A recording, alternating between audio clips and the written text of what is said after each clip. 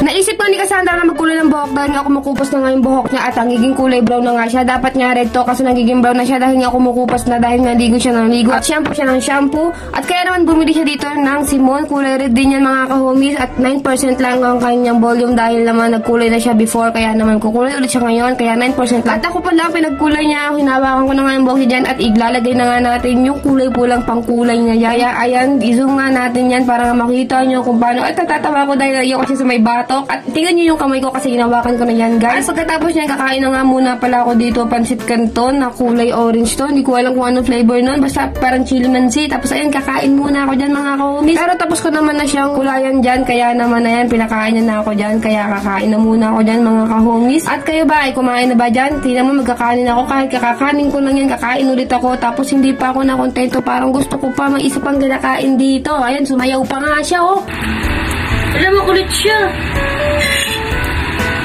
Tapos ayan, meron pa ditong cream o chocolate. Kaya isusubo ko na nga lahat yan. Kaya kinain ko na. At ito nga pala yung TikTok ni Cassandra. Panoorin ninyo.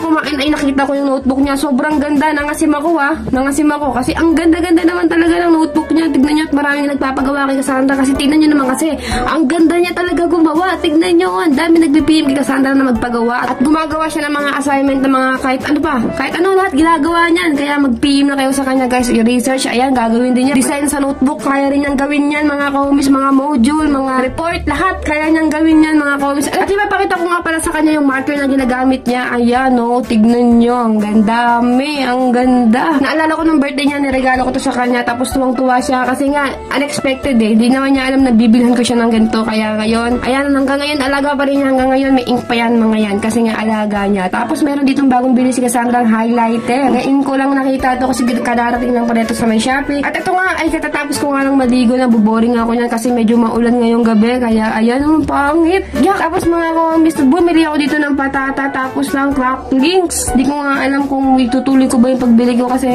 parang gusto ko na umuwi niyan dahil nga umuulan-ulan na, pero hayaan na, kaya tara, samahan niyo pa rin ako na bumili. Kumain nga tayo yan ng ganyan kasi nga payat-payat ko na eh, kaya kailangan natin kumain ng chichirya. Minsan kailangan din yung chichirya sa katawan eh para na tumaba, pero masama lang yun.